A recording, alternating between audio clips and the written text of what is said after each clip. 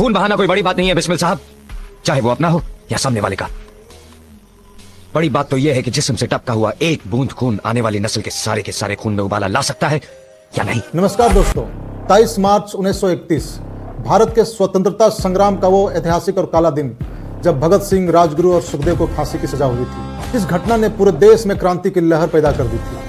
तो चलिए समझते हैं इस घटना के पीछे हुए एक एक वाक्य को। 30 अक्टूबर 1928 का दिन जब साइमन कमीशन का विरोध, जिसे श्वेत कमीशन के नाम से भी जाना गया था क्योंकि उसके सारे अधिकारी अंग्रेज थे, लाला लाजपत राय के नेतृत्व में एक बड़ा प्रदर्शन हो रहा था। उस प्रदर्शन में अंग्रेजों की लाठी से उसे गंभीर चोटें आई और कुछ दिन बाद 1928 में ही उसकी मृत्यु हो गई और देश के लिए वे शहीद हो गए। इस घटना से आहत होकर भगत सिंह, राजगुरु और सुखदेव ने 17 दिसंबर 1928 को इसका बदला सॉन्डर्स की हत्या करके लिया।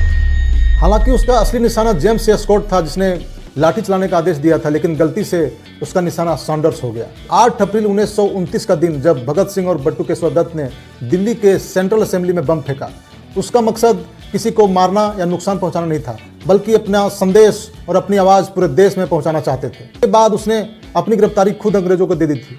कई महीने मुकदमे चलने के बाद आखिरकार भगत सिंह, राजगुरु और सुखदेव को 7 अक्टूबर 1930 को फांसी की सजा सुनाई गई।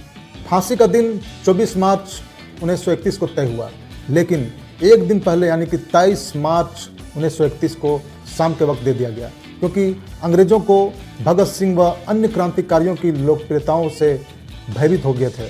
उन्हें डर था कि फांसी के पहले एक बड़ी घटना या बड़ी बगावत हो सकती है। इंकलाब जिंदाबाद के नारों से अंग्रेजों की हुकूमत की जड़ें हिलाने वाले भगत सिंह अपने अन्य क्रांतिकारियों के साथ मात्र 23 वर्ष की उम्र में देश के लिए शहीद हो गए। उनकी शहादत ने पूरे देश में अंग्रेजों के खिलाफ बगावत और आज़ादी की लहर पैदा कर दी।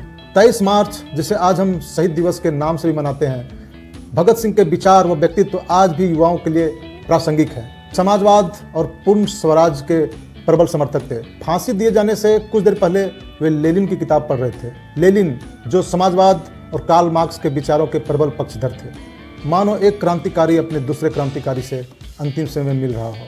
दोस्तों, इस वीडियो में इतना ही। मिलते हैं नेक्स्ट वीडियो में। धन्यवाद।